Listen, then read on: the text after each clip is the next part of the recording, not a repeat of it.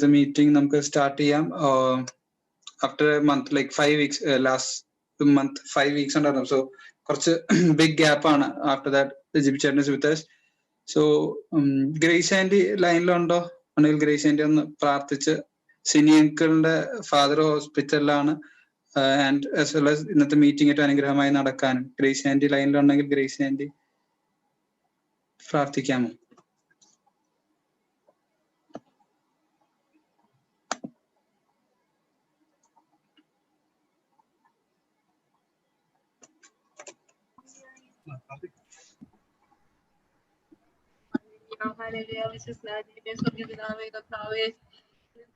രാത്രി സമയത്തിനായിട്ട് ദൈവമേ നിന്നെ സ്തുതിക്കുന്നു, സ്തോത്രം ചെയ്യുന്ന കർത്താവേ.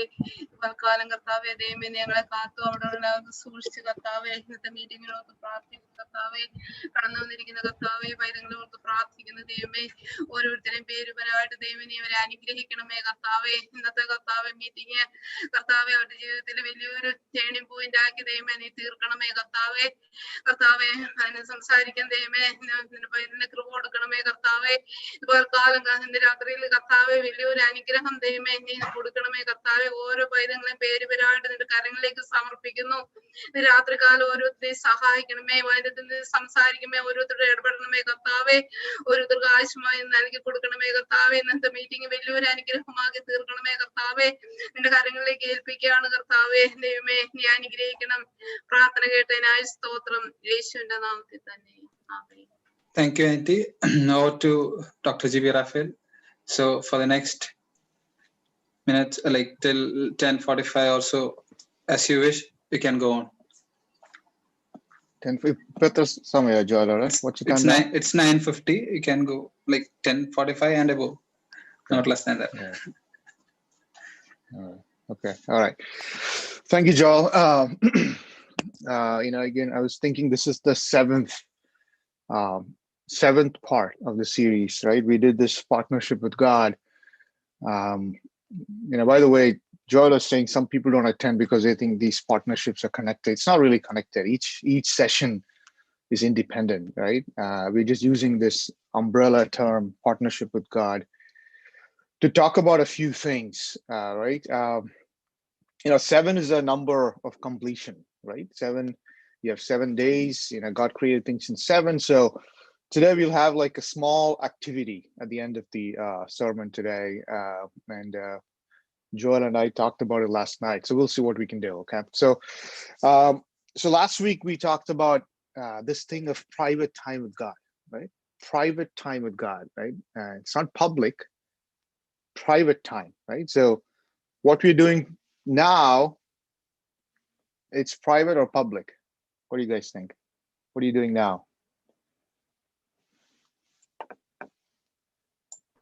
Public. It's public, right? It's public. It's just public time. So you're not talking about public time, and public time is easy. You're talking about private time with God. So Jesus did everything publicly with his disciples, right? He ate with them. He was with them all the time. Like he slept together with them. He traveled with them. But for one thing, he was very adamant. He did it by himself. What is that one thing? Who has the answer, right? But for that one thing, he did everything with his disciples. But for one thing, he was all alone. What is it? What is that? Prayer. Right? Excellent, right? So when it comes to prayer, Jesus was like, all right, guys, you go your way, I'm my way. I need private time with God. And we did all these things publicly, miracles and healings and bread and or walk on water. Everything is fine, but every day when it comes to certain hours, Jesus is like, all right, guys, you're on your way. You go, you can get in your boat, go have a fun time, but I'm going to do something private, right? And Jesus practiced this like every day. It was his habit, right? So Bible saying, I don't know how many hours he did it, but you can kind of estimate it. He spent like 4 or 5 hours every day, every night. I think early in the morning or at night. Those were his favorite. You can imagine that everybody bothers Jesus, so he needs to find. And we discussed the term he used, slipped away, right? To spend hours and hours in private time, right? Not public time, private time.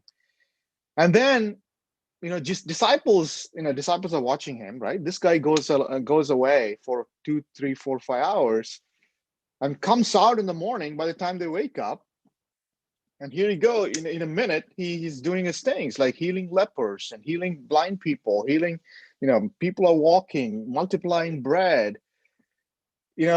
Sometimes if you really look at our lives, it's the opposite, right? We spend so much, we work so hard, we spend hours and hours in trying to get things done, and we run out of time, and we pray for a minute, right? Jesus did the opposite, right? He prayed hours and hours and hours, and when that was done, everything happened for him in a minute, right? So this is very important, right? This private time with God, it is so important that, if I've sometimes wondered, if I'm a disciple of Jesus, walking with Jesus, what would I ask him? I mean, Jesus. Jesus is your good friend, and Jesus is capable of giving you anything. Like you see that Elijah asked double portion of the Spirit to Elijah, right? And he got it. So, sometimes you think, all of us like fame, So I wonder, like, would one of us ask, or will we ask for, hey, Jesus, teach me how to do miracles, right? Teach me how to heal. Teach me how to multiply bread. But disciples did not ask any of those because they understood the trick, right? The trick was what? The time he spends by himself, that's the trick, right? And everything else is like, the result of that.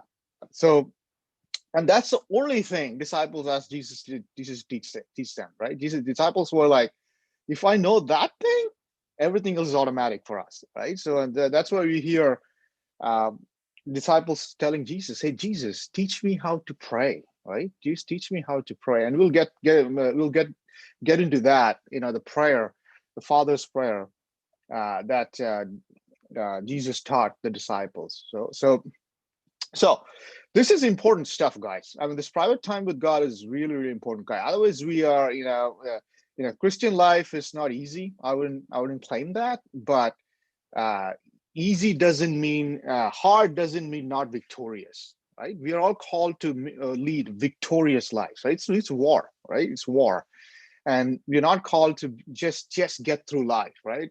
We are called to cast out demons and walk through, subdue serpents and lead a victorious life, right? To win, right? I'm sure all of you guys, guys and girls love to win, right? I definitely love to win, right? So Christian life, we are called to win, right? So with that, what is good for Jesus is good for us too, right? So with that, we are going to look into this private time with God, right? And what's the attitude you have? And what are the barriers, right? And let's be very practical, right? Again, it's so easy to preach. It's so easy to act spiritual when you preach, right? Well, unless you're practical, unless you have, things that you can apply. It's like what Jesus said, the house may look pretty, huge, but as soon as something comes up, none of the things you hear or heard or said is useful, right? Everything is gone in a minute, right? So we'll look at some practical things, right? What is stopping you from doing this? And then we'll look into the Lord's Prayer, like what exactly is Jesus expecting us to do in our private time, right? And then towards the end, as I said, I'll try to stop a little early, right? 5-10 minutes early, so that we can do an activity at the end, right? So where everybody will be involved in that activity. So I'm excited about that. Okay, so let's start with again. I always try, whenever I prepare a sermon, I always try to see the practical aspect of it, right? So how can you apply it, right? Or what are the practical inhibitions, right? So let's ask with, as usual, a couple of questions. Again, this is a discussion. I don't call this a sermon. It's interactive. We need discussion, right? So, you guys are late in the night. I'm a bit early in the morning. So if there's no discussion, it gets boring. Okay. So here's the first question for you. And think about this question, okay? I mean, don't give reflex answers, right? So here's a question. So can a person see results, miracles, blessings without spending private time with God, right? So I'll repeat Now we said all the great things about private time with God. Question really is, can you see results and miracles in your life without spending private time with God, right? So let's see who has the answer for that. And again, as I said, there's no wrong answer, guys. This is not math where you have to add to decimal points, right? So there's so who has the answer? Or who wants to say there are multiple answers? So who wants to go? Yeah, it's just a binary answer, yes or no, right? So do you understand the question? Let me see the faces. Yeah, as Joel said, please turn on your camera. I have no idea if what the other end looks like, right? Like, is it a Yeti or a Sasquatch or a Santa Claus or what, right? So let's all try to turn on the cameras. This is the best we can do on Zoom. Who has answer? Yes or no, right? Can a person see results? Can a person see miracles without spending private time with God? No, they cannot see the miracles without spending time in prayer. Okay, who said that? What's the name? When you say answer, just say your name. Karthik, what? Karthik Karthik says no. Karthik, good one, Karthik. Thank you for jumping in. The first one always needs a little bit more boldness. So Karthik says no, right? Anybody agrees with Karthik? Disagrees with Karthik? Anybody saying yes? I say yes, because if you're with the right people, then you can still see a miracle. Yeah. Karishma says yes. Karishma, we need to break the tie. We need one more person. Yes or no? Who says yes? Who says so? Yeah, one yes and one no.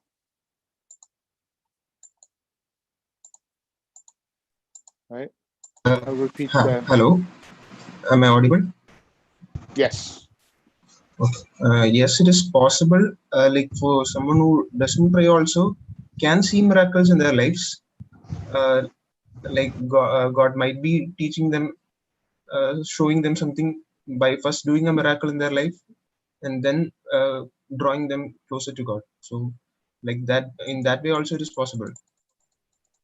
Wow, that's a really real political answer, right? Diplomatic answer, diplomacy, right? What he said was, you start with an yes and then end up in a no, right? That's a good answer. So, but that didn't really break the tie, right? But good answer though. Good answer. Yeah. Who has one more? I'll ask for one more. We need to break this tie, right? I think Joel, I should start calling names now.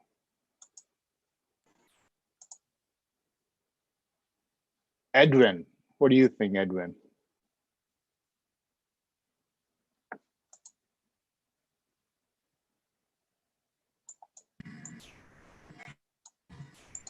I think, as the person who previously said, God might show miracles to draw people near. That is totally dependent on God. As God says, He will show mercy and compassion to whomever He chooses. But when we are talking about a person, and if a human being who wants to grow into Christ, and from his perspective, his efforts, so it totally depends on him, because human being needs God. God needs human being, but he's not dependent on humans. We are dependent on God. So in that way, if you see, yes, we have to spend time, personal time with God. That's an excellent answer. Edwin basically, hijacked my sermon today. I mean, that's the essence of the sermon. So thank you, Edwin. So I'm going to agree with Karishma, right? I'm going to say yes. And let's read a verse for that, right? I'm not just saying yes for the sake of saying, right? Matthew 7, right? If somebody can read Matthew 7, 21 to 23.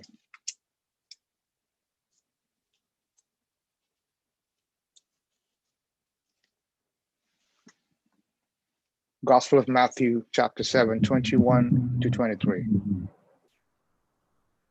Not everyone who says to me, Lord, Lord, will enter the kingdom of heaven, but only he who does the will of my Father who is in heaven.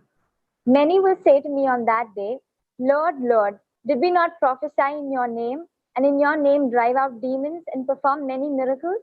Then I will tell them plainly, I never knew you. Away from me, you evildoers. So how do we know a person? Right? If you want to know a person, what do you do?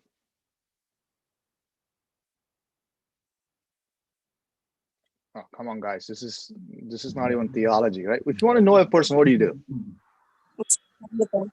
We spend time with them. You spend time with them, right? You spend time with them, right? You hang out with them, right? So here's God saying, you guys did all the miracles, you called the glory, in Jesus' name, and you enjoyed all these blessings, but I never knew you, right? I never knew you, right? You never spent private time with me, right? So that's why this is very important, and you need to be very careful, right? You could just breeze away through life thinking everything is okay, and with enjoying all the blessings without knowing God. How scary is that? And when you get to the end, Jesus is saying, you thought it's all right, but not for me. It's some marriages, right? Like I know you're a young crowd, but still, husband and wife. So husband thinks or wife thinks it's all right, but husband is too busy to spend any time with the wife. It's like they're living like two different people inside one house. It's not a home, right? So in order to know God, right? In order to know God, you need to spend time with God, guys, right? You need to spend time with God. And you cannot measure that using blessings. That's what Edwin basically said. You cannot measure that using blessings. So, Bible always compares us to plants, right? Jesus used a lot of analogy to say, like, we are like plants. In fact, Genesis 1, 2, and 3, that's the most favorite 3 chapters in the Bible for me, because every time you read Genesis chapter 1, 2, 3, you get a new insight. It's almost like sets the rule book for God for the rest of the Bible, right? Every time it's a rule book for God, right? So, so if we are a plant, right? If God compares us to a plant, here's another question for you, right? And I'm going to call names if I don't get answers, right? If you're a plant, right? You pick your favorite plant, right? If you're a plant, when you pray, which part of the plant is growing? Right? So plant has shoot, fruit, flowers, root, bark, trunk, whatever you call it, depending on the size of your plant. When you pray every day, right? If you are a plant planted in the garden of God, or by the streams of the water, right? There is a verse there. Right? You're like a tree planted by the streams of water. When you're praying and praying private time with God, which part of the plant is growing? What do you guys think? The root. The roots, right? By definition, can you see the root? You can't see the root, right? You can't see the root. If you try to see the root every day, what happens to the plant? Dies, right? So by definition, you cannot see the root. So when you pray every day, things are happening, right? It's a root that is happening. So Bible, again, we discussed the parable of the sower last month. And one of the things it's very interesting, it says that you see flowers, even if you don't have root, right? You see flowers, right? You see, we don't have time to read that today, right? You see fruit, maybe. You see flowers. The root is not that big, small. You still see flowers. But what happens? What does it say? What's the difference between a plant with root and plant without root? A plant with root and without root, what's the difference? You see flowers in both. What does the parable of the sower say? A plant without root dies off easily. Ending well. It won't last, right? That's what happened here, right? It's an interesting study. I haven't had time to study it myself. Maybe when I have time, I'll do this. It's to take each biblical character and look at how much private time they spent with God and how they ended, right? And I can predict there's a direct correlation, right? Ending well, right? It's all about ending well, right? So it won't last. That's the problem, right? It withered away. That's what parable of the sower says. You don't have the root. You think it sprung, it sprung up quickly. You see the flower, but no, it won't last, right? So great job, everyone. So that's the first question, right? So that's the practical aspect of it. You can just grace through the life, right? Breeze through the life and think everything is okay. You're seeing miracles. You're using the Lord's name. But if you don't spend that private time with God, you're running empty. You're running on fumes, right? And the Lord is sitting there and saying, I didn't really know you. I didn't even get to know you. You didn't spend much time with me, right? You invoked my name, and then the power in my name healed stuff, did stuff, but I never knew. Okay, so the second practical question, okay? And this is where, you don't have to be super spiritual. Let's all be honest, right? Now, what is the biggest hindrance against prayer? Why are we not rushing to prayer like Jesus did? Hey, he was looking for time every day to pray. He was looking forward to it, right? It was one of those things he cherished, right? So why are we not, again, let's be honest, as I said, right? Let's be honest. Why are we not rushing to prayer? Now, I'll tell an example, just to give a comparison. If it is a thing that we really enjoy, I'm sure we'll make time for it every day. I'm sure. Right? I mean, let me tell you, I'll be vulnerable today, right? Let me talk about me, right? Being honest and vulnerable. I was just thinking when ESPN put out Michael Jordan's documentary, it's called Last Dance. How many of you have watched that, Last Dance? Okay, Edwin watched Last Dance, right? When they put that out, how many hours is Last Dance, Edwin?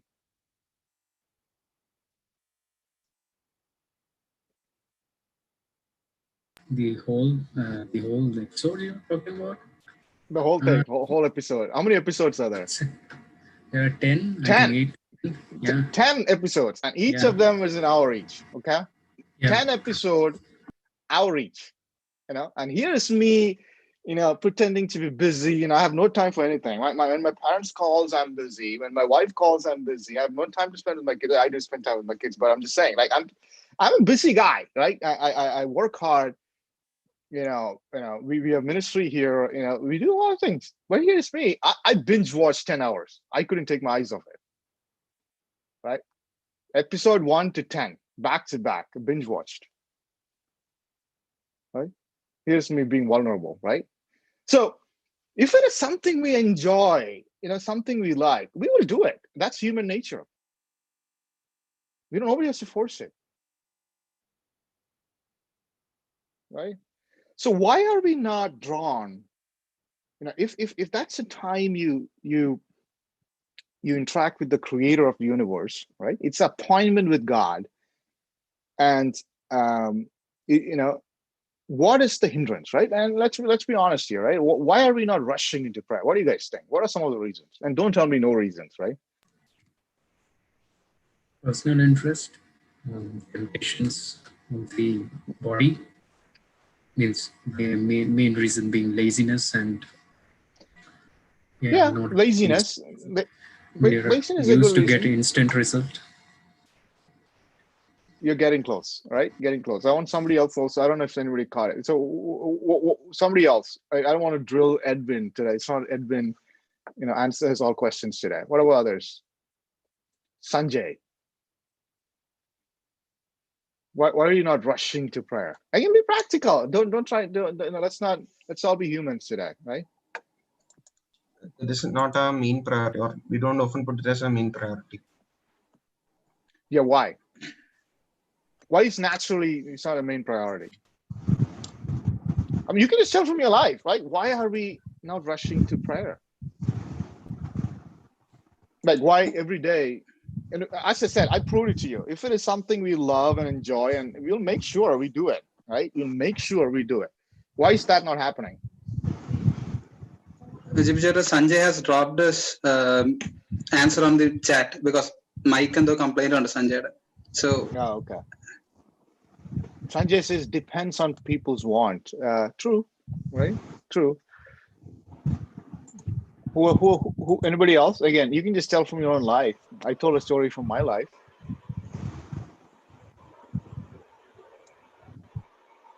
Actually, I don't know if it is right answer or not. Just I would like to give a try.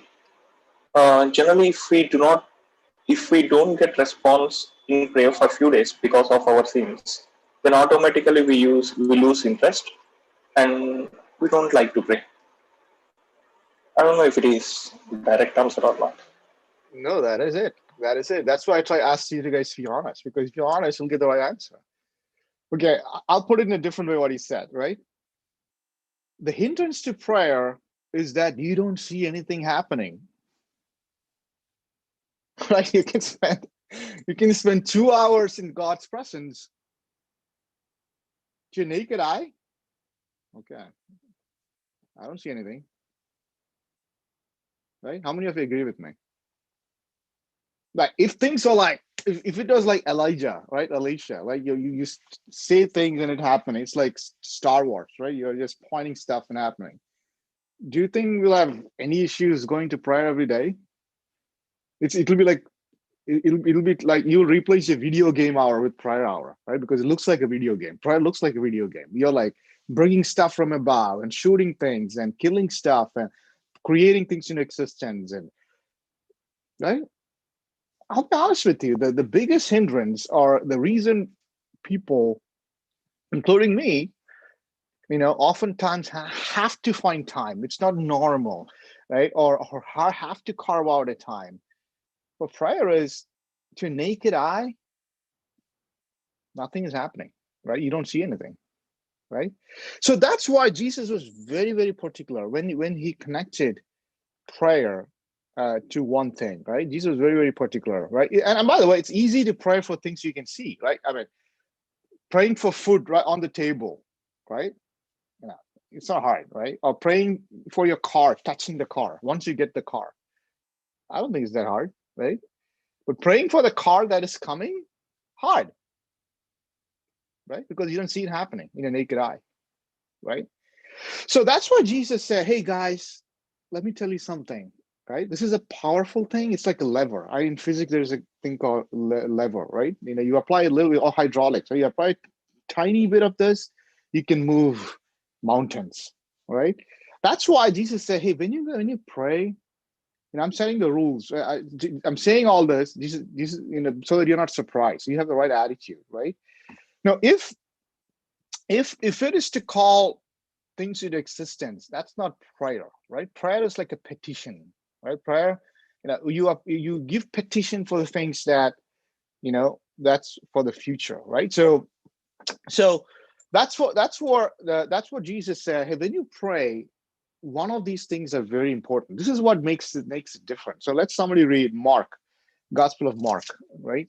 Chapter 11, 23 to 24, right? Gospel of Mark, chapter 11, 23 to 24.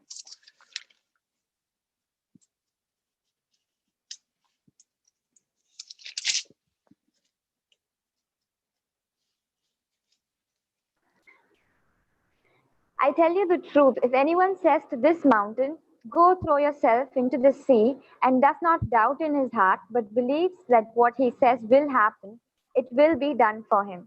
Therefore, I tell you, whatever you ask for in prayer, believe that you have received it, and it will be yours. Believe, like faith. That's what Jesus is saying. Hey, don't try, to see this with your naked eye. You can't see it. You're growing the root, right? The root, by definition, you cannot see. And this component is very, very important. Believe in your heart, right? Believe in your heart that and you can move a mountain. You're saying you don't see it. If you believe it, mountains are moving. It's like one of those. I don't know if you have that advertisement in India. It's something like Vicks, right? So in one of those Vicks, I don't know if you guys know what I'm talking about, right? The one the medicine you take for coughs. So one of the advertisements that come on the TV here is that where they kind of put pigmented the thing a person throws out when they coughs, right? It looks they put blue color on that. So You can see people coughing. It's like sending pounds of blue air into the around you. And every time, after seeing that, every time somebody coughs, I'm just ducking, right? Because it's like so when it's transparent, you don't see anything, it doesn't matter. But after seeing the advertisement where they lit up the cuff of a person, it's pretty nasty, right? So that's the prayer is like that, right? You don't see it, but if you could, that's what Elisha told her servant, only if you could see what I see, right? So I'm not going to dwell on it. So that's a very, very practical application. So when you go to the Lord in prayer, that's something to test yourself. God, do I have the faith? I believe that you have received it, right? Because that things are happening, and don't pretend to try with the naked eye, right? With your root, because by definition, as somebody said, you're growing your root while you're doing prayer. So here's a third question, right? So if prayer grows your root, right? How do you know the size of your root, right? So if I'm looking at all of you, there are like 35 of you here, right? Right now, I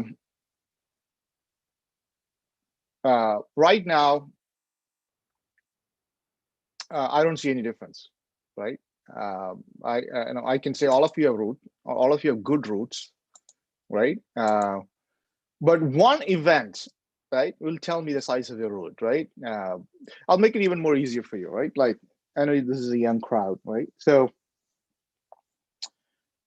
math, right? Let's take math. It can be anything, English, physics, or whatever, right? Let's take math, right?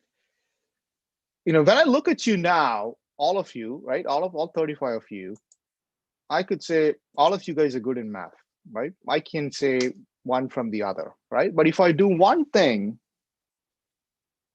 I can say, hey, this guy's the best. This guy or girl is the worst, right? Guy or girl is the best. Guy or girl is the worst. I can say, hey, 67% of all of you is in with this bracket, for standard deviation, right? So what do I have to do to really evaluate, to see how good you are in math? What's that? Give us a math problem. Put a test, right? So to me, right now, 34 of you looks the same, like no difference. But once I put a test, I can put you all into what they call a bell curve. It's called a Gaussian curve, right? I mean, US, we use curve grading. I don't know if I know I had curve grading in India when I was there, but I don't know if they have it now. It's even called a God curve, right? Normal curve, right? And clearly I can say, hey, outliers, right? First, second, third, 67 for standard deviation. 67 of you would be, one standard deviation away. 97% would be second standard deviation away, right? 99% with third standard deviation away. Here's the median. Here's the range. I can clearly find out the capability, right, of each one of you, right? If I put a test, right? So this is what we're going to talk about today. So we say when you pray, we grow root, okay? We cannot see by definition. We are praying in faith, right? Now I want you guys to answer this question, guys and girls, right? What one event, right? One event will show if you're root or not? Right now, all of you look like great roots, magnificent roots. Nobody can see, right? If you can see, you can say anything, right? But one event will tell me, hey, Edwin's root size, Ebin's root size, Sanjay's root size, Vincent's root size, or even the fact if you're root or not. What do you think that event is?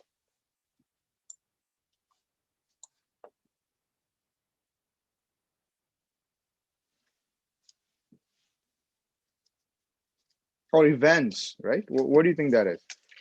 How do you know the size of your root? Or how do you know if you're root or not? I'll give you enough When we hints. This should face be easy. troubles, our response to troubles or test-like situations we face. Excellent, right? So let's read Matthew chapter 13, 5-6, right?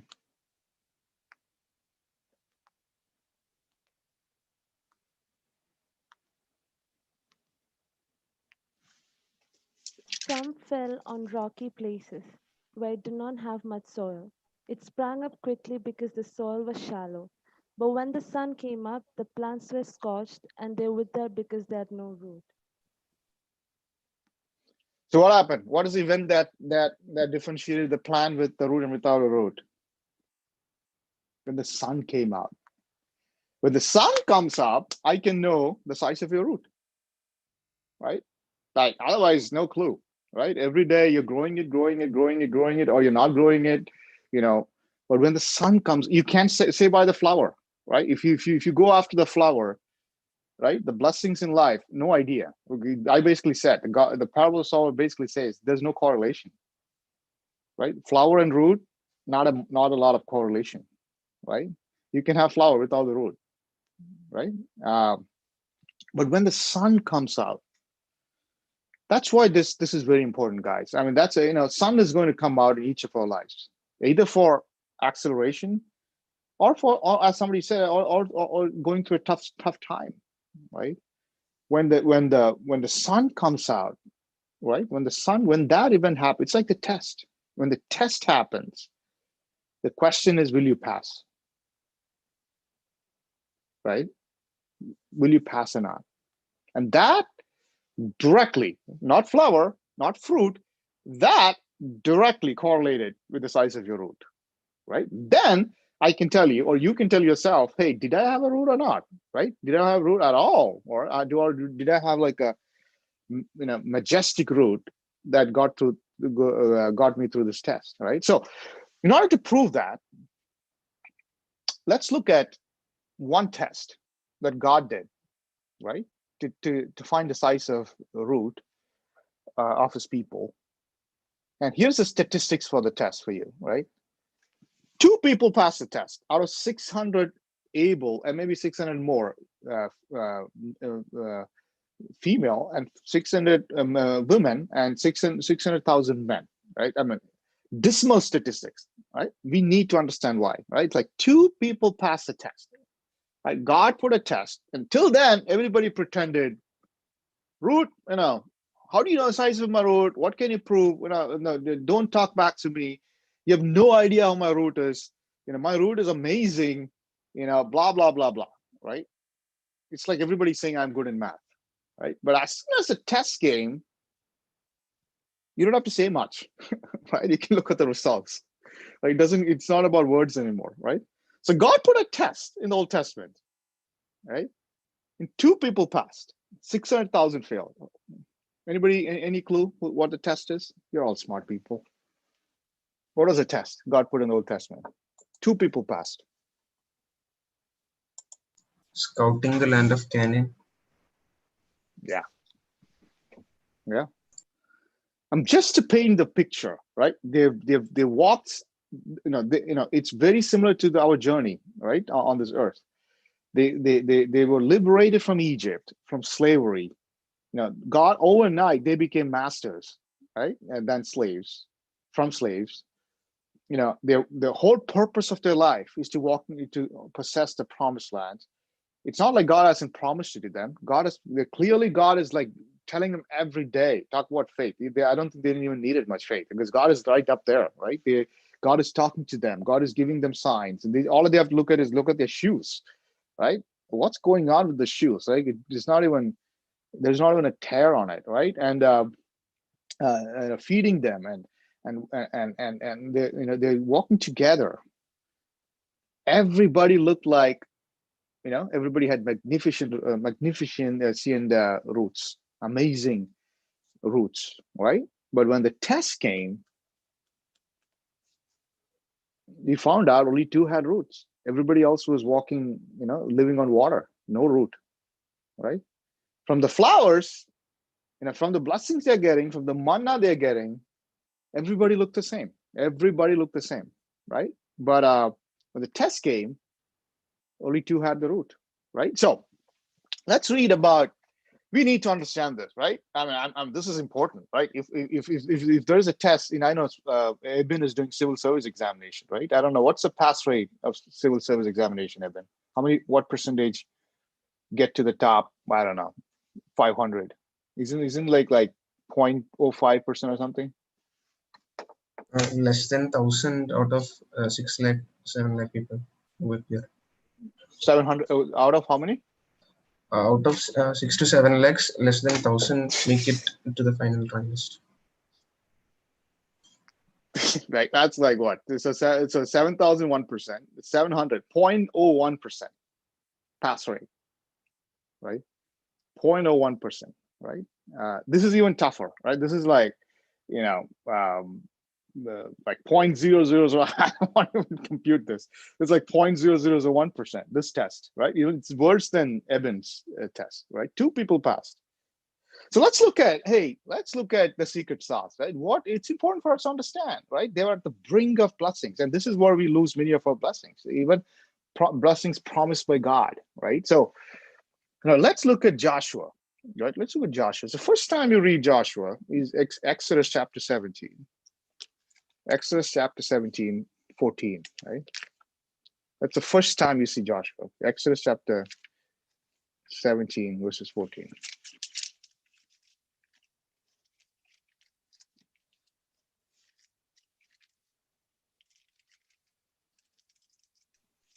Then the Lord said to Moses, "Write this on a scroll as something to be remembered, and make sure that Joshua hears it, because I will completely blot out the memory of Amalek from under heaven."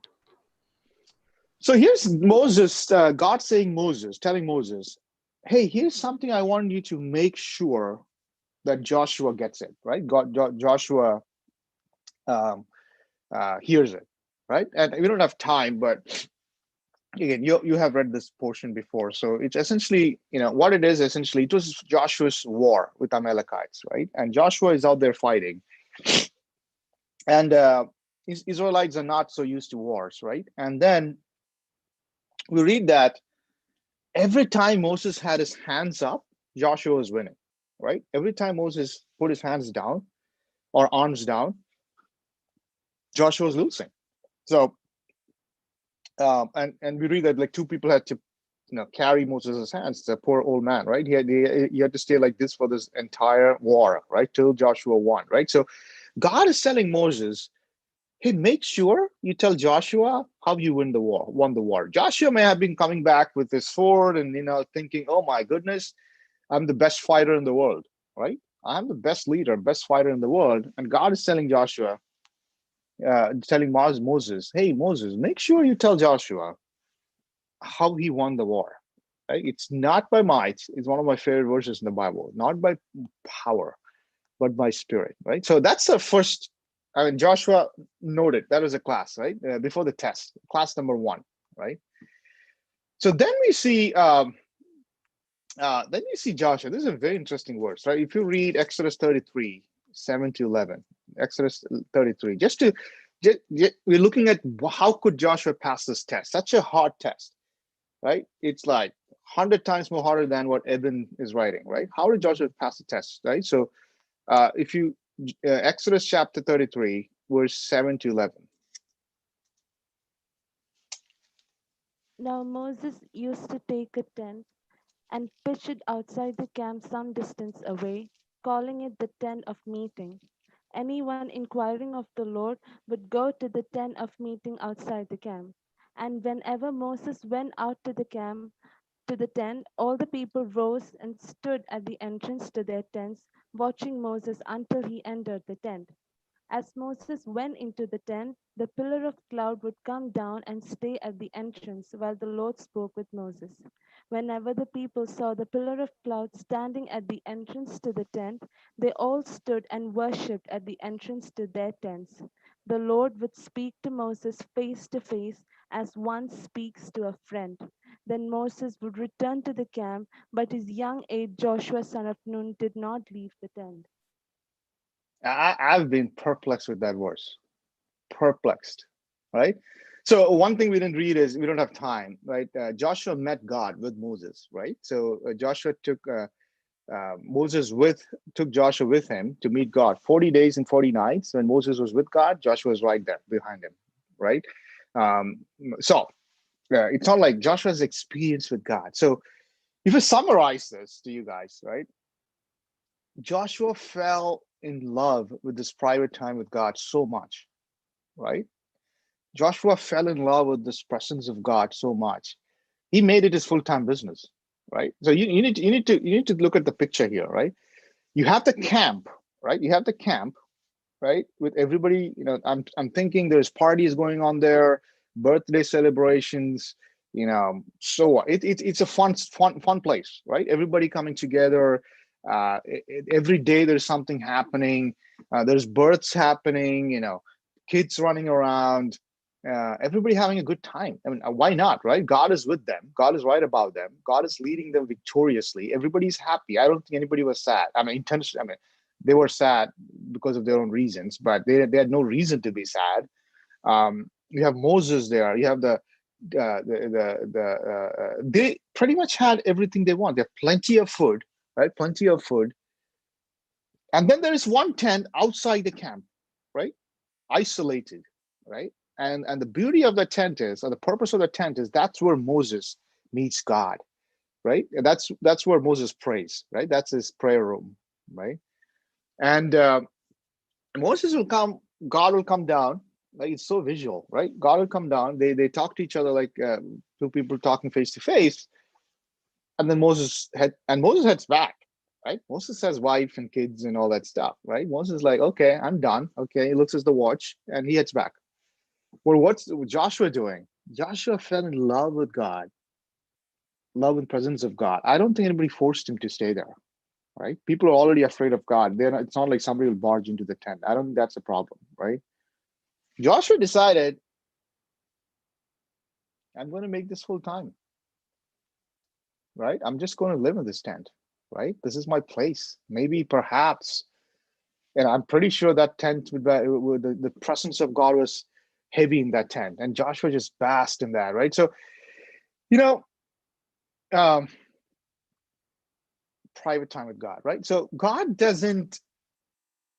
This gives you a glimpse of the nature of Joshua, right? He would rather spend time with God than anybody else, right? And it's God doesn't ask us to do something that he doesn't do himself. I believe that.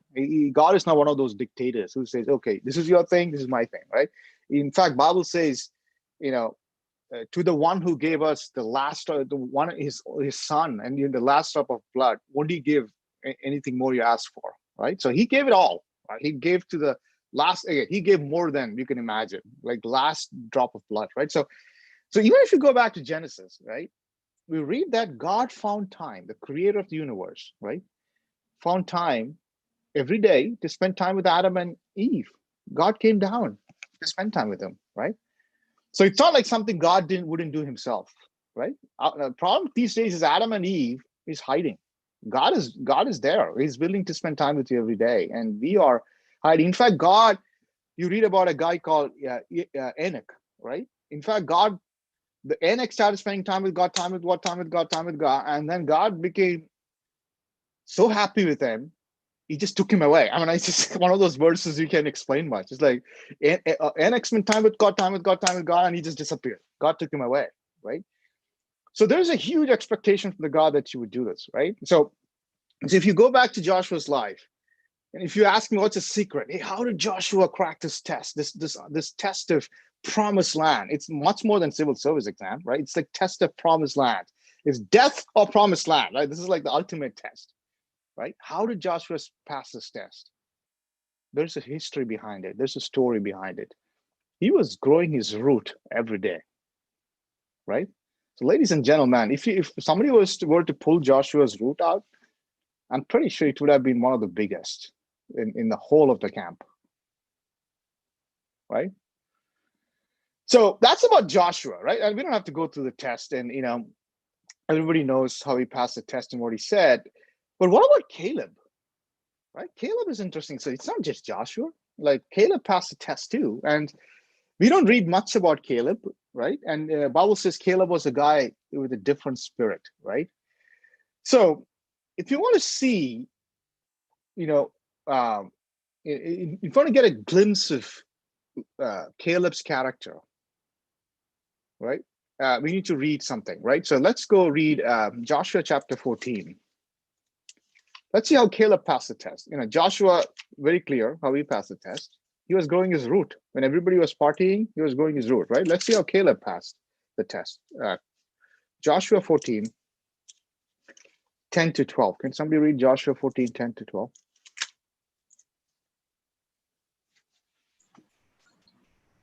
Now, now, as you can see, the Lord has kept me alive and well as he promised for all these 45 years since Moses made this promise, even while Israel wandered in the wilderness.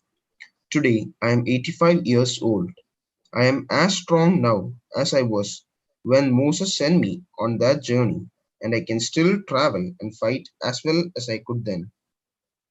So, give me the hill country that the Lord promised me. You will remember that as scouts, we found the descendants of Anak living there in great walled towns. But if the Lord is with me, I will drive them out of the land, just as the Lord said. Just read 13 and 14 too. So Joshua blessed Caleb, the son of Jephunneh, and gave Hebron to him as his portion of land. Hebron still belongs to the descendants of Caleb, son of Jephunneh, the Kenizzite, because he wholeheartedly followed the Lord, the God of Israel.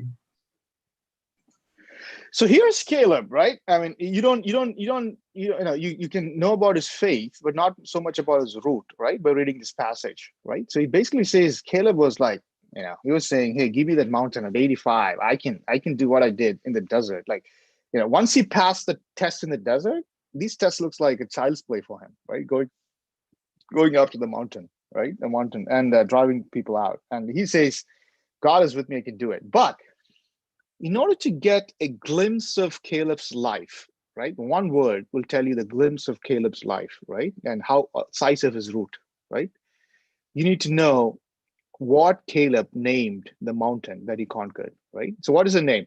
What did he call the mountain that he conquered? Verse Hebron. 13. Hebron. So Yeah, Hebron. Right? That word will tell you. So here's, you need to go back to the Old Testament a little bit here, right? So, this is serious stuff. With naming your inheritance, everybody's very careful. I mean, you think naming your kids is important, right? Where naming an inheritance, it's like your brand. Like, what do you stand for, right? That's how you name your. When somebody hears about inheritance, name of inheritance, that kind of tells you who you are. What do you stand for, right? It's like somebody was asking the other day, hey, if you got 5 minutes with the Queen of England, right? If you got 5 minutes to preach to the Queen of England, what topic would you preach on? Right? It's an interesting question, right? If you get 5 minutes audience with Queen of England and you can preach anything, what would you preach on? I'm pretty sure, again, we'll see, but it'll happen or not. But I'm saying, like, I would sit and prepare and pick the best of the best sermons I have for the 5 minutes, right? Obviously, you pray to God and ask him to guide me, but in an audience with the Queen and I can preach anything, 5 minutes. So it's kind of the same way, right? Same way, right? You have to name your inheritance. It lasts for generation to generation. You carefully pick the word or the name that you want people to know you by. And that says a lot about that person. If you want to summarize that person, you can summarize that person with the name of that inheritance. Caleb is saying, hey, world, for the next thousands of generations, this is what you all need to know me by. Okay? So let's, with all of this warm up, let's see, what do you guys think the meaning of word Hebron is? And if somebody knows, speak it out. What's the name of the meaning? What's the meaning of the name Hebron?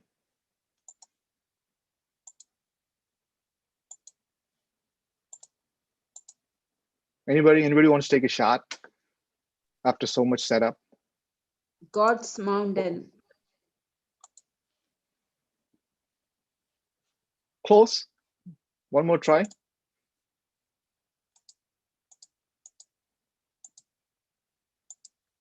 Come on, you're creative people. Make it up.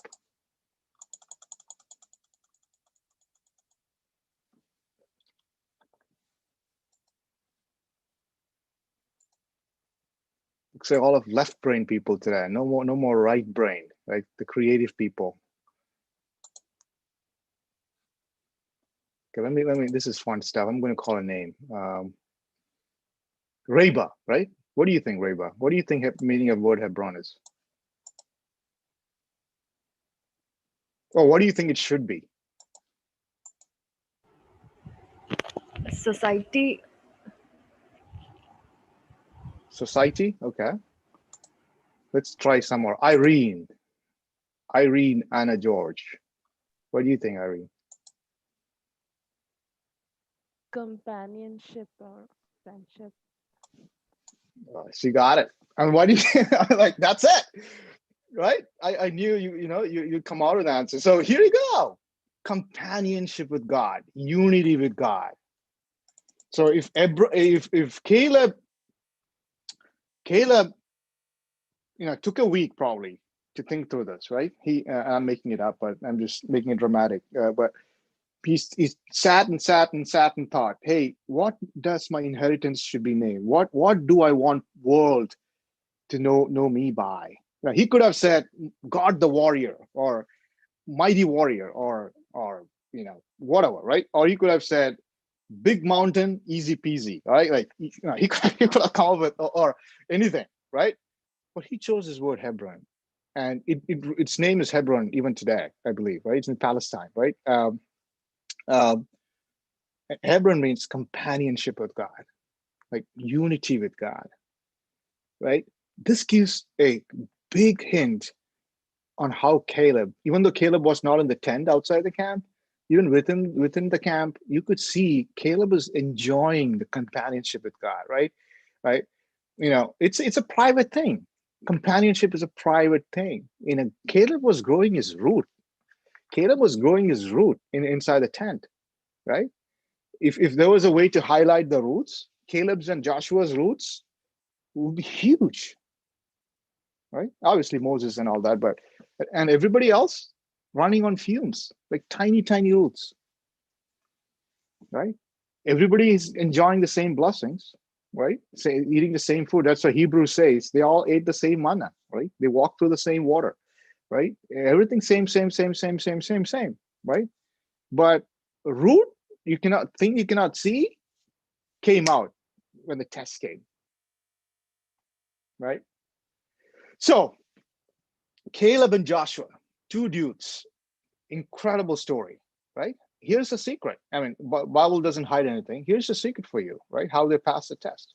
So when the sun comes, don't measure all of these by flowers, right? That's the key thing. That's the first question we ask, right? You could do miracles without spending time with God or private time with God. You could do it, right? So don't measure with the size of your car or the color of your car or the color of your house, right? When you look at the root, the poorest of everybody, right? When you look at the house, richest of everybody. When you look at the root, poorest of everybody. And when the sun comes, car doesn't help, house doesn't help, right? What helps is the root, right? Sun, I don't want to say sun is always the bad thing. Sun is a good thing too, right? When God brings promised land to you, right? It's not like, when God wants to accelerate your career, right? Brings promised lands. You're at the brink of the promised land. You can see the promised land. Root matters. Here's a test, right? God wanted to make sure you can handle it, right? Nobody makes a 10-year-old prime minister of India. There's a reason, right? God wants to know you can handle it, right? So with that, again, I really want to spend some time for the exercise, the activity at the end. So with this context on prayer, right? So I'm going to equate prayer to private time with God, right? So we'll look at the Lord's Prayer, and it's really a private prayer, right? It's a private prayer. It's not public prayer, right? It's a private prayer, right? So let's all turn to, with this context, let's all turn to Matthew chapter 6, right? Where Jesus taught his disciples to pray. I mean, this is something Jesus did. This is a manual of prayer. And a lot of people know this, have memorized this, right? So let's start. So it's a paragraph on prayer, right? Matthew chapter 6, from 5 to 14, right? And so let me set it up. So two things two things Jesus is saying that's important, right? Two things important when you go to spend private time with God. One is attitude, other is the content, right? So both are important, right? Right attitude, right content, right? That's what Jesus is teaching in this paragraph, right? So let's look at attitude, okay? And this blew me away. So, I hope this will bless you as well, right? So Jesus talks about two attitudes here you could have. Again, nothing wrong with it. I'm not saying anything wrong with it, but what's not good enough attitudes, right? So what's attitude number one, right? So if somebody can read Matthew chapter 6, verse 5 and 6. We'll go through these verses one by one, right? This is a manual of prayer, right? So Matthew chapter 6, 5 and 6. If somebody can read 5 and 6. Gospel of Matthew chapter 6, 5 and 6. And when you pray, do not be like the hypocrites, for they love to pray standing in the synagogues and on the street corners to be seen by others. Truly I tell you, they have received their reward in full. But when you pray, go into your room, close the door, and pray to your Father who is unseen. Then your Father, who sees what is done in secret, will reward you. Right. Thank you. So basically, even in the first verse, Jesus is setting up and saying, hey, guys, I'm not talking about public prayer here, okay? I'm going to teach you private prayer, the thing that I do by myself, like 3-4 hours on the mountain, okay? So everything you're talking about is private time with God. So what is attitude number one, right? Again, Jesus doesn't say you're cursed if you do this. Jesus say, okay, that's good. I mean, you got a reward. I mean, there's nothing wrong in doing this. But what is attitude number one? What's attitude that Jesus is saying when you pray here from verse 5 and 6? Or what is your motivation? What's your attitude for 5 and 6?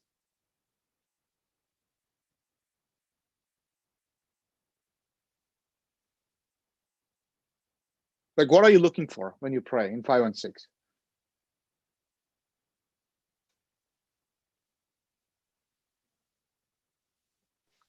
So people to come in, like, to compliment you. Praises from people. Again, nothing wrong with that. Again, Jesus didn't say you'll be cursed if you pray. It's sad because sometimes even people pray for miracles so that they can look good. Okay, now they'll start respecting me. I can do miracles. Poof, poof, right? So it's fine. I mean, it's not that.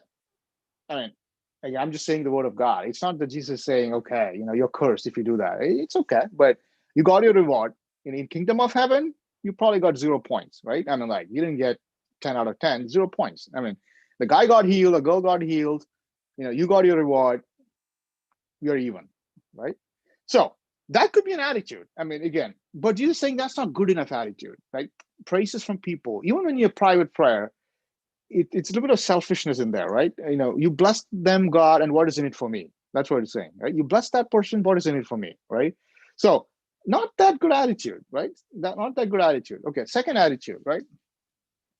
7 and 8. If somebody can read 7 and 8. Matthew chapter 6, 7 and 8.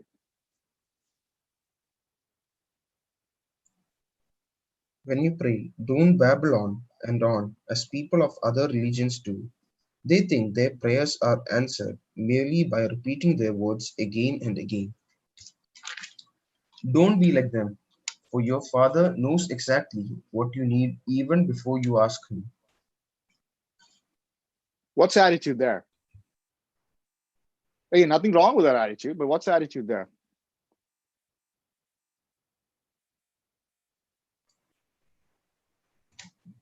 No need to weary God by keeping on repeating our request. Request, get stuff, big list, right? So Jesus is saying, hey guys, when you come to me in private time of prayer, there's nothing wrong in having a list. I mean, the Bible clearly says, ask and it shall be done. But if you're coming to me every day with your list and that's all you got, I feel cheated, right? You're looking at me as a clerk in that office who gives you, okay, here's a list, God. 1, 2, 3, 4, give me back, or the person at the store, right? Okay, I need 5 kilograms of 5 kilograms of rice, 3 pounds of coffee powder, whatever, right? And God, okay, what is next? Okay, this, that. So Again, there's nothing wrong with that. But if your prayer is only that, Jesus is saying no different from pagans, right? And pagans do that. I mean, I'll give it to you, but I don't feel great. I mean, God is like, again, in the heavenly book, 0 points, right? So, I mean, no credit. We are even. You ask, I give, we are even. I mean, you didn't get any points on private time with God, right? Your root probably didn't grow much, right? Again, nothing wrong with that. Again, I'll be the last person to say, don't ask God. I ask God every day, right? But if it's only that, if you go to God only with your list, God feels weird. God feels cheated. God feels like the very, very transactional relationship, not relational, right? God feels like, hey, I'm here, like the clerk. Okay. So before even Jesus taught the prayer, right? Even before he even got to the content, he was warning them about these two attitudes you shouldn't have. Okay. And if you shouldn't have these two attitudes, what should be our attitude when you go to prayer? What do you guys think? Again, there's no wrong answer. What should be our attitude when you go to God in prayer? What should be our attitude?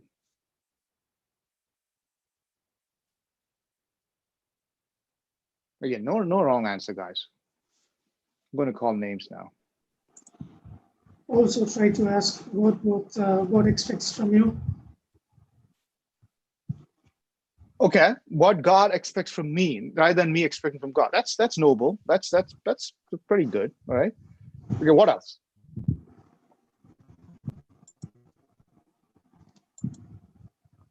Okay, Sachin Joseph. What do you think, Sachin?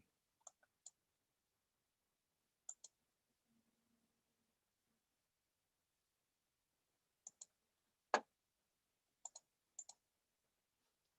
think Sachin slept off. That's the problem with no video. You have no idea what's going on the other end.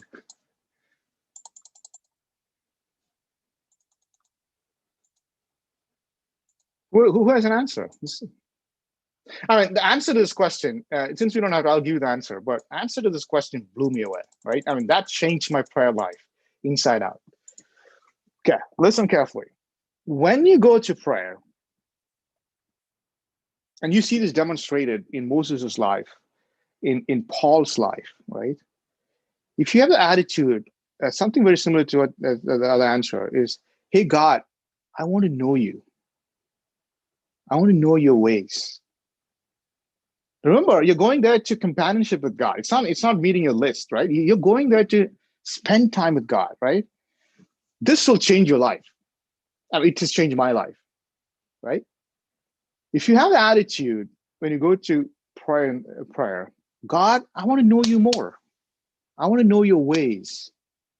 It's not that I'll know everything, right? That's what Paul said. Let's go to Philippians, chapter 3, verses 10, right? Philippians chapter 3. There's a beautiful, Paul is being very vulnerable there, talking about his life, right? And his challenges, right? Philippians chapter 3, verses 10.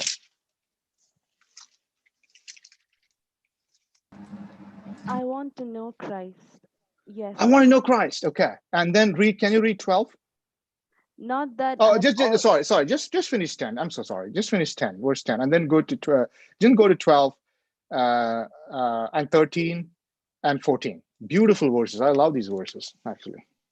I want to know Christ. Yes, to know the power of his resurrection and participation in his sufferings, becoming like him in his death, and so somehow attaining to the resurrection from the dead. Not that I have already obtained all this or have already arrived at my goal, but I press on to take hold of that for which Christ Jesus took hold of me. Brothers and sisters, I do not consider myself yet to have taken hold of it. But one thing I do, forgetting what is behind and straining toward what is ahead, I press on toward the goal to win the prize for which God has called me heavenward in Christ Jesus. Paul, I love Paul. He's being completely vulnerable here, right? What Paul is saying is, this is what I do every day. God, I want to know you. I want to partake in your suffering. It's not that I know I know everything. It's not that I will even know before I die. I will know everything. But every day, I'm pushing towards the goal, right? And I'm knowing you a little better. And Paul started knowing God so much that he says he was taken to the fourth heaven, right? God said, okay, you want to know more? Come up, right? Let me just give you a tour of fourth heaven, right? So try this. You won't be disappointed, right? So when you go to, you have your list, that's fine. Everybody has a list. Make sure you say your list. But when you come to prayer with God, here am I. I want to spend time with you. And we don't have time. I want to give that exercise very soon. But Moses did the same thing. That peak intimate conversation between Moses and God in Exodus chapter 33, God is saying, God, I want to know you. I want to see your face, right? How beautiful that request is. God, I want to see your face, right? I want to know how you look like, right? That was the motivation. Right? God, I want to know you, right? Teach me your ways. Okay, so I'm going to move on, right? So we talked about two attitudes, which is not wrong, but not good enough. And we talked about attitude, which always works. But I want to quickly hit the content, right? So somebody read, so Joel, what time is there now? 11. And we have till what time? 11:15, right? Yeah, can go on. It's fine. All right, let me take 5 more minutes. I think Joel said 10:45. So if you look at content, right? Let's read 6:9 to 13, right? Matthew, just read the whole Father's Prayer, please. Pray then in this way, Our Father who is in heaven, hallowed be your name. Your kingdom come, your will be done, on earth as it is in heaven. Give us this day our daily bread, and forgive us our debts as we also have forgiven our debtors.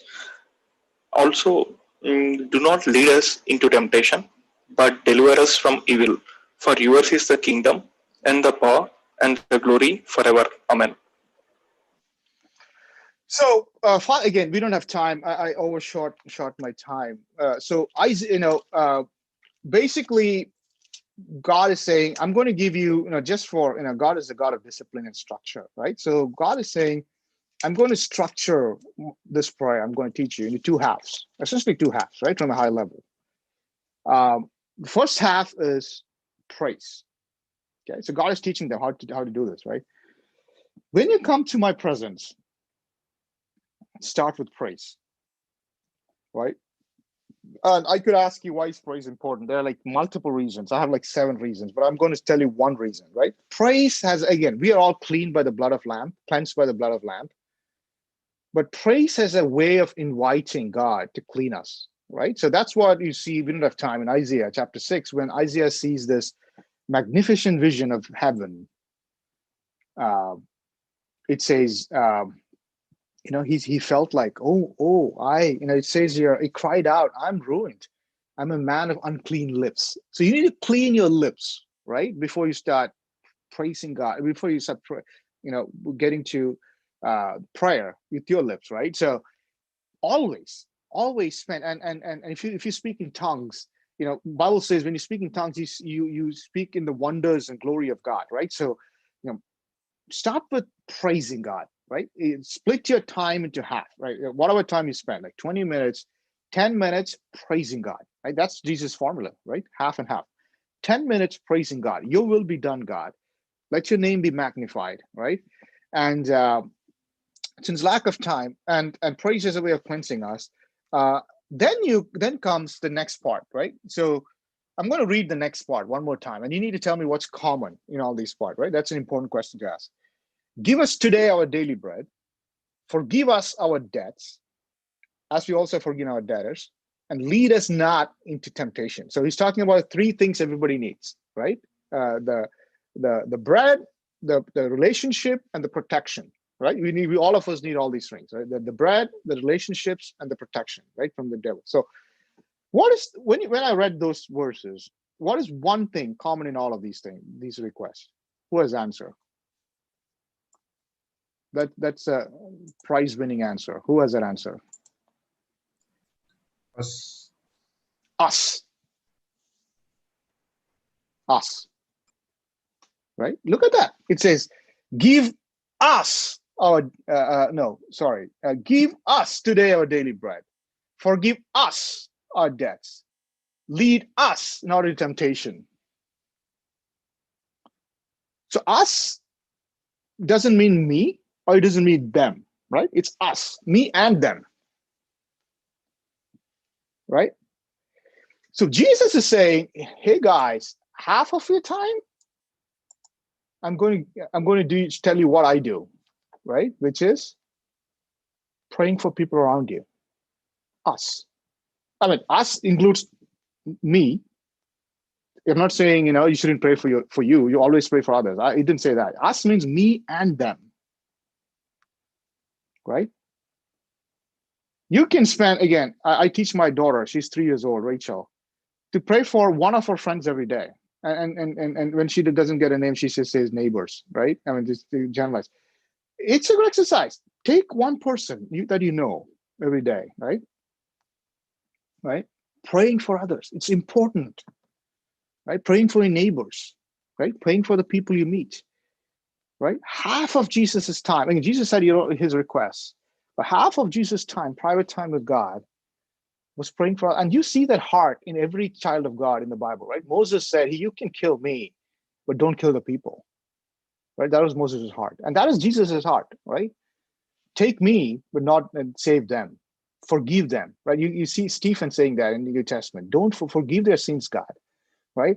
So that is exercise. So again, all of us, if you can remember, right? Some people say, I can remember my friends. Pick up your phone, right? And go to WhatsApp, right? Or open up your Facebook, right? And start praying one by one. You don't have to remember anything, right? So this is a guide. I'm going to stop here. I have a lot of other things to say, but I'm going to stop here, right? So growing your roots, important, right? Private, and this is all about private time with God. This is not public, right? And when you come to the presence of God daily, saying, attitude, God, I want to know you. Teach me your ways. I want to know a little bit more about you, right? And then start with praise, right? Split your time you have. Then start praying about your friends, right? With faith that moves mountains, right? So with that, I'm going to stop here, but I'm going to do a challenge here, right? So it's called Dial Jesus Challenge, okay? So challenges, so Joel, can you take me, I'm showing full screen myself. Can you take me to, I can see everybody, the tile view. So challenge is this. Accountability is a key thing, right? So, I think John Maxwell says, if you have to achieve a goal, right? If you have to achieve a goal, if you say that goal out to somebody, you have halfway there. You increase your 50% probability that you achieve the goal, right? You will achieve the goal, right? So accountability is everything. Let me see, gallery view. Okay, I got it, gallery view. Okay, so what we're going to do is pair each one of you up, okay? Male to male, female to female. We need to be orderly in the presence of God, right? So, and what you guys are going, Joel is going to write down who the pairs are, right? And what you're going to do is daily WhatsApp the other person. It's free, right? Text is free. And no, WhatsApp the other person, dialing Jesus, right? When you dial Jesus, all your texting, you can text whatever you want, but just say dialing Jesus also, right? Dialing Jesus, you can put a words that came to your mind. And if the other person also does the same thing, and if you don't hear from the other person for 1 or 2 days, what do you do? What do you do, guys? If you don't hear from the other person 1 or 2 days, what do you do? Ask them. Call them. Yeah, don't shout. Just call them. What's going on? Right? That's why 2 is better than 1. Jesus always paired up 2. Jesus never said you need to live a life by yourself, right? That's what, when somebody's checking on you, it's like, hey, what happened? I don't see your dial Jesus text today.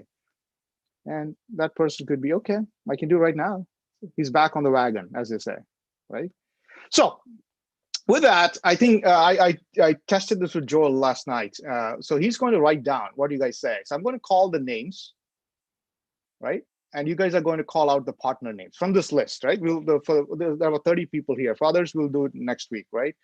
And again, females pick females. Again, let's be orderly. Males pick males, right? I'm going to call, but Joel is going to write it down. Joel will give you the phone numbers, right? For privacy reasons, Joel will find out the phone number, text you the phone numbers, right? So Reba, who's your partner from this list? Look at your list. Everybody put in gallery view, right? Go to Zoom at the top, view, gallery view, so you can see everyone. Let's pick a name. It'll be fun. Reba, who's your partner from the list here? Or in other words, who you like the most?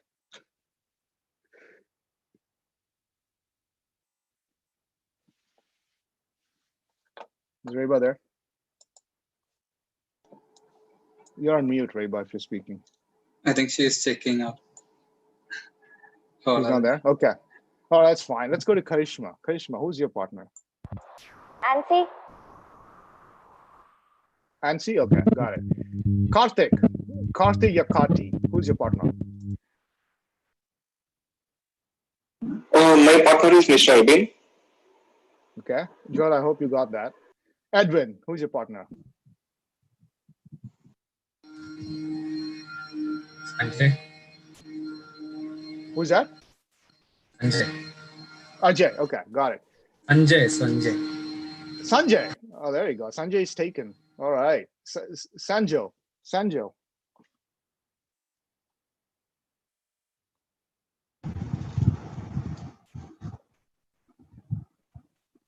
Sanjay, who's your partner? Can I take Eben? Eben Eldos? Eben. All right. Eben is taken.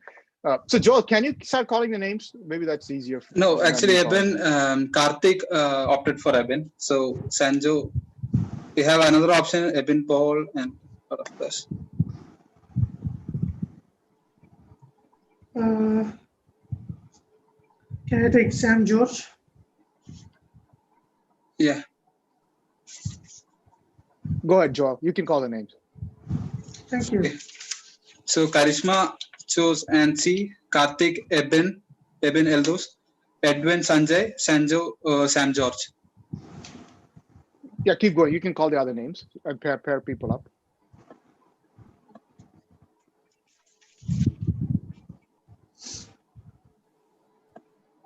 Fast, Joel. Albin.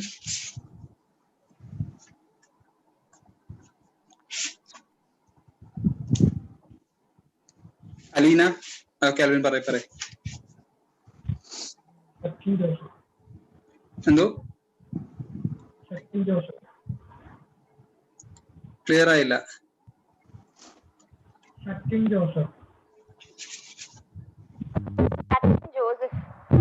Joseph. Okay. Okay, fine. Alina.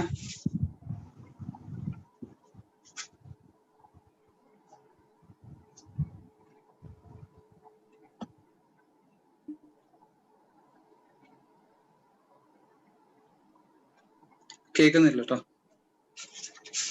ദിദിമസ്,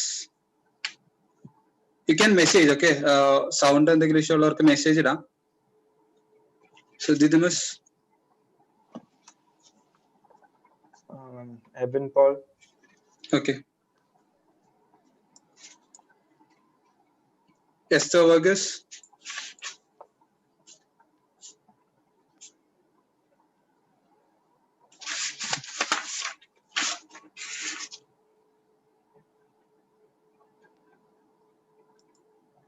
Esther Rilla.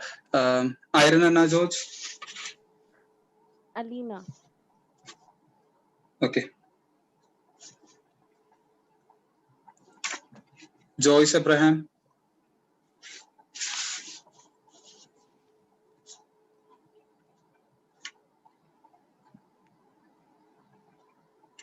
No response. Neha. Raiba.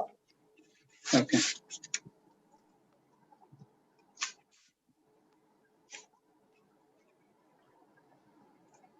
And Subhash PS.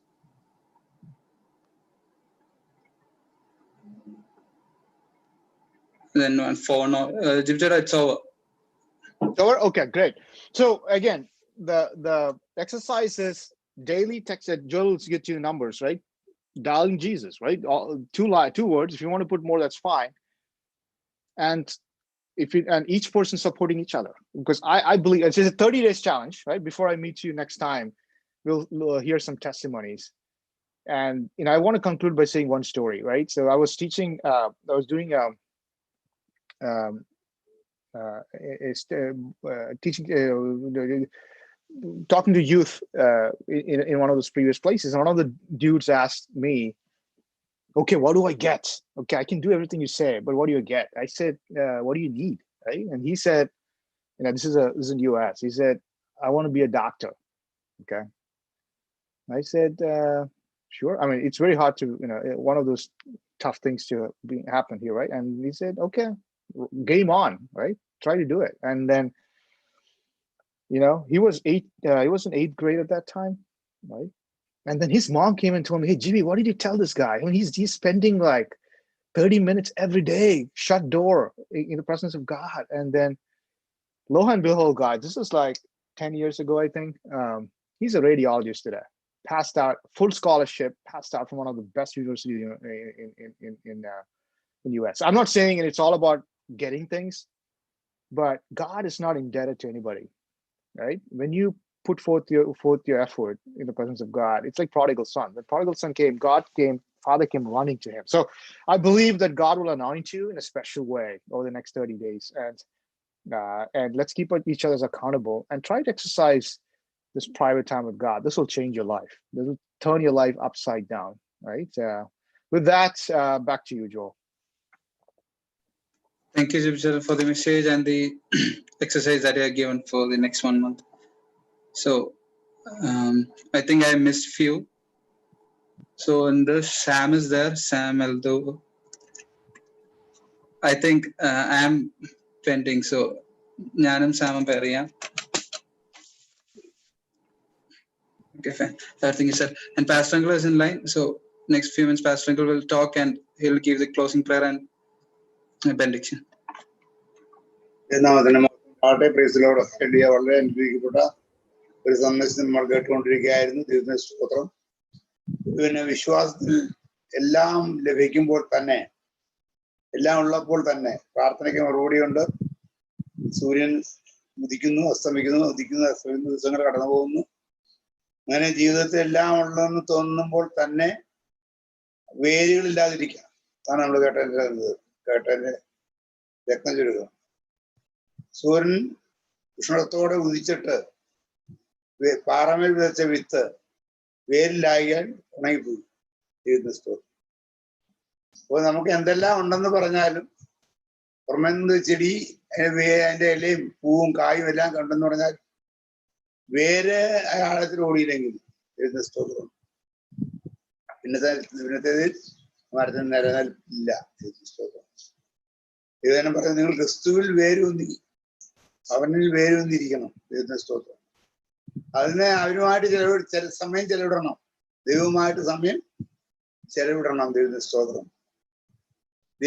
ദൈവവുമായിട്ടൊരു സമയം spend ചെയ്യുക എന്ന് പറയുന്നത് clock വെച്ചല്ല, time വെച്ചല്ല. നമ്മള് സമയം ഉണ്ടാക്കി അല്ലെങ്കിൽ ഉള്ളപ്പോഴൊക്കെയും ദൈവത്തിന്റെ സ്തോത്രം നമ്മൾ പല കാര്യത്തിൽ എൻഗേജറാണ്. പഠിക്കുന്ന ഒരു കാര്യത്തില്, ജോലിയുള്ള ഒരു കാര്യത്തില്, പലതിൽ എൻഗേജറാ. പക്ഷേ ഈ ദൈവമായിട്ടുള്ള ബന്ധത്തിൽ നിൽക്കുമ്പോൾ തേനീച്ച അതിന്റെ സ്വഭാവങ്ങൾ കേട്ട് കാണും, കടലിൽ കണ്ടു കാണും, എന്നെ അറിയാമായിരിക്കും. ഒരു ദിവസം 20 കിലോമീറ്റർ ദൂരം വരെ പോകും ഒരു തേനീച്ച. പക്ഷെ ഒരു തേനീച്ച പോലും മടങ്ങി അതിന്റെ കൂട്ടിലൊന്നും ശ്രമിക്കാതിരിക്കത്തില്ല. രാത്രി ആകുമ്പോൾ കൂട്ടിലെത്തും. 20 കിലോമീറ്റർ ദൂരം പോയാലും തിരിച്ച് കൂട്ടിലെത്തും. അപ്പൊ അതുപോലെ നമ്മുടെ തിരക്കിനിടയ്ക്ക് അകന്നു പോയാലും we have to return to God, to His word, to pray. അപ്പൊ ഞാൻ പ്രാർത്ഥനയ്ക്ക് പ്രാധാന്യം കൊടുത്തിട്ടുണ്ടെങ്കിൽ ഈ വടുതല ഭാഗത്ത് ഒരു ഡോൺ ബോസ്കോ ഉണ്ട്. ഡോൺ ബോസ്കോയില് വൈകുന്നേരം ഒരു പാട്ട് വയ്ക്കും. അപ്പൊ കാരണന്മാർ പിള്ളേർക്ക് കൊടുത്തേക്കുന്ന പേര് വാണിംഗ് എന്ന് വെച്ചാൽ പാട്ട് വയ്ക്കുന്നതിന് വീട്ടിൽ വന്നോണം. പാട്ട് വയ്ക്കുന്നതിന് മുമ്പ് വീട്ടിൽ വന്നോണം. വീടുകളിൽ പ്രാർത്ഥനയുടെയും ഭക്ഷണം കഴിക്കുന്നതൊക്കെ സമയം ഈ പാട്ടുമായിട്ട് ബന്ധപ്പെട്ടിരിക്കുകയാണ്. എന്ന് പറഞ്ഞത് എവിടെ പോയാലും നമ്മുടെ വീട്ടിൽ വരണം, ദൈവസന്നിധിയിൽ വരണം, വാനിൽ വരണം, പ്രാർത്ഥനയിൽ വരണം, ആരാധനയിൽ വരണം. 60 ലക്ഷം ആളുകൾ പുറപ്പെട്ടെങ്കിലും ഒരു കൂടെ 30 പറയും 60 പറയും 30 ലക്ഷം ആൾ എടുത്താലും 30 ലക്ഷം ആളുകൾ വന്നതിൽ 2 പേരാണ് എത്തിയത്. ബാക്കിയെല്ലാം കൃഷ്ണക്കാറ്റോടെ പേരില്ലാതെ പട്ടുപോയി. 2 പേരാ എത്തിയത്. നമ്മൾ പ്രത്യേകം മനസ്സിലാക്കണം. കാലേബും യോശുവയും. അതിൽ തന്നെ നമ്മൾ കേട്ടു, കാലേബ് എബ്രോൻ മല എനിക്ക് തരിക, ആ മല എനിക്ക് തരിക എന്ന് പറഞ്ഞിട്ട് അതിന് ഹെബ്രോൻ എന്ന് പേരിട്ടു.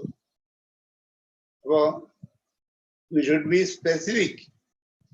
ദൈവത്തോട് അടുക്കുന്നതിനും ദൈവത്തോട് ചോദിക്കുന്നതിനും എല്ലാം വി ഷുഡ് ബി സ്പെസിഫിക്. ദൈവത്തിന് ഇഷ്ടപ്രകാരം ദൈവം നമുക്ക് നൽകി തരും. അതാണ് നമ്മൾ കേട്ടത്. കൂടാതെ ഫെലോഷിപ്പ്, ദൈവമായിട്ടുള്ള ഇതുപോലെ തന്നെ മറ്റുള്ളവരുമായിട്ട് നമുക്കൊരു ഫെലോഷിപ്പ് വേണം. ക്രൂശ് അല്ലെ ക്രോസിന് 2 ലിങ്കുണ്ട്, ഒരു വെർട്ടിക്കൽ ലിങ്കും ഒരു ഹൊറിസോണ്ടൽ ലിങ്കും. ആ ഹൊറിസോണ്ടൽ ലിങ്ക് ഇല്ലെങ്കിൽ അത് ഒരു കുറ്റിയാവും. കുരിശല്ല, കുരിശാണോ 2 ലിങ്കുണ്ട്. നമുക്ക് ദൈവമായിട്ടുള്ള ബന്ധമുള്ളത് പോലെ തന്നെ നമ്മുടെ സഹോദരങ്ങളായിട്ട് ഒരു ബന്ധം വേണം. അവർക്ക് വേണ്ടി പ്രാർത്ഥിക്കണം. ഒരുമാതിരി ഫെലോഷിപ്പ് ഒറ്റയാമരായിട്ട് നടന്നുകൊണ്ടൊരു കാര്യമില്ല. നമ്മുടെയൊക്കെ ജീവിതം കൊണ്ട് നമുക്ക് ഒരാളല്ല, ഒരു പറ്റം ഫ്രണ്ട്സ് ഉണ്ടാവണം. ഫ്രണ്ട്സ് എന്ന് പറയുന്നത് അതുപോലെ നമുക്ക് സ്വാധീനമുള്ള കുറച്ച് ഒരാളുകൾ, നമുക്ക് വളരെ അധികം സ്വാധീനമുള്ള ഒരു തെറ്റ ആളുകൾ. അങ്ങനെ ആളെ കിട്ടണമെന്നൊരു കുഴപ്പമുണ്ട്. ഈ കാര്യം കാണാൻ വേണ്ടി നടക്കുന്നവർക്ക് കിട്ടുകയല്ല. കാര്യം കണ്ടാലും കണ്ടില്ലെങ്കിൽ ബന്ധം നിലനിർത്തിക്കൊണ്ട് പോകുന്നവർക്ക് നമ്മൾ ഫോൺ കോളിനായിട്ട് കേട്ടു. ദിവസവും ഒരാളായിട്ട് ഫോൺ വിളിച്ച് നോക്കി, കുറച്ച് കഴിയുമ്പം ആളുമായിട്ടൊരു ബന്ധമാകും. ദിവസവും ഒരാൾക്കൂടി പ്രാർത്ഥിച്ച് നോക്കി, കുറച്ച് കഴിയുമ്പോൾ അയാളുമായിട്ട് ബന്ധമാകും. ആ വിധത്തിൽ ഫെലോഷിപ്പ്. ചിലർക്ക് ഒരാൾ കൂട്ടില്ല, എല്ലാവരും എതിരെ, നാട്ടുകാരെതിരെ, വീട്ടുകാരെതിരെ, സകലരെതിരെ. കാരണം എന്താ? ഫെലോഷിപ്പ് ഇല്ല. ദിവസം വ്യക്തമായി പറയുന്നു, നിങ്ങളെ ഉപദ്രവിക്കുന്നവർക്ക് വേണ്ടി പ്രാർത്ഥിപ്പിക്കുന്നു. പ്രാർത്ഥിച്ചു നോക്ക്, ഉപദ്രവം മാറും. ശത്രുക്കൾക്ക് വേണ്ടി പ്രാർത്ഥിച്ചു നോക്ക്, ശത്രു മിത്രമാകും. ദൈവത്തിന് അതിനാണ് പറയുന്നത്. അപ്പൊ ഇന്ന് നമ്മൾ കേട്ടതുപോലെ നമ്മൾ നമ്മുടെ മിത്രങ്ങൾക്ക് വേണ്ടി, നമുക്ക് വേണ്ടി മാത്രമല്ല ഞങ്ങൾക്ക് വേണ്ടി എന്ന് പ്രാർത്ഥിക്കുവാൻ ഇടയാകട്ടെ. മറ്റുള്ളവരെ പ്രാർത്ഥനയിൽ ഓർക്കാം. ആത്മീയത്തിൽ വളരെ വേരൂന്നി നമുക്ക് വളരാം. എന്നിട്ട് ദൈവത്തിന്റെ സന്നിധിയിലേക്ക് എത്തി ദൈവത്തിന്റെ കൃപകൾ പ്രാപിക്കാം. ഈ ലോകത്തുള്ളത് നമുക്ക് കിട്ടും, ഒരുപാട് നമുക്ക് കിട്ടും. ധൈര്യത്തിൽ മുന്നോട്ട് പോകാൻ നമ്മളെ സഹായിക്കട്ടെ. പ്രാർത്ഥിക്കാം. ദൈവമായിരുന്ന കർത്താവേ, സ്വർഗീയ പിതാവേ, ഇന്നോട് ഞാൻ നിന്നെ സ്തുതിക്കുന്നു. ചെയ്യുന്ന കർത്താവേ, ഇന്ന് കേൾപ്പിച്ച ദൈവത്തിന്റെ വചനത്തിനായിട്ട് നന്ദിയോട് സ്തുതിക്കുന്നു. ഈ വചനങ്ങൾ ഞങ്ങളുടെ ജീവിതത്തിൽ പ്രായോഗികമാക്കിയിട്ട് ഒരു കാലേബിനെ പോലെയും ഒരു യോശുവ പോലെയും അക്കരെ നാട്ടിലെ എത്തുവാൻ സഹായിക്കണമെന്ന് പ്രാർത്ഥിക്കും. ഈ ലോകം ഞങ്ങൾക്ക് ശാശ്വതമല്ല. ഒരു ദിവസം ഇതിനോടെല്ലാം ടാറ്റ പറയണം. ഞങ്ങൾ പ്രാപിക്കാനുള്ളതെല്ലാം ടാറ്റ പറയണം. എന്നിട്ട് മറ്റൊരു ലോകത്തേക്ക് പോകേണ്ടവരാണ് ഞങ്ങൾ, മറ്റു ലോകത്തിനുള്ളവരാണ്.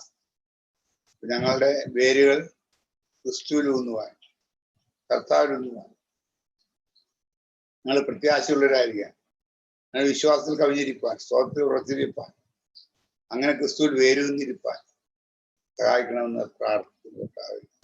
കാര്യങ്ങളിലേക്ക് ഞങ്ങളെ ഏൽപ്പിക്കുന്ന കാര്യങ്ങൾക്കായി സ്തോത്രം ചെയ്യുന്നു. ഞങ്ങളെ സഹായിക്കാൻ പിന്നെയും കൂട്ടിവെക്കണമേ. ഇന്ന് മനസ്സിലാക്കിയ കാര്യങ്ങൾ ജീവിതത്തിൽ പ്രായോഗികമാക്കാൻ ഇടയാക്കണം. മാനം മാത്രം തീർന്നിക്ക് തന്നെ യേശുവിനാഥ വിട്ടു. ആമീൻ ആമീൻ.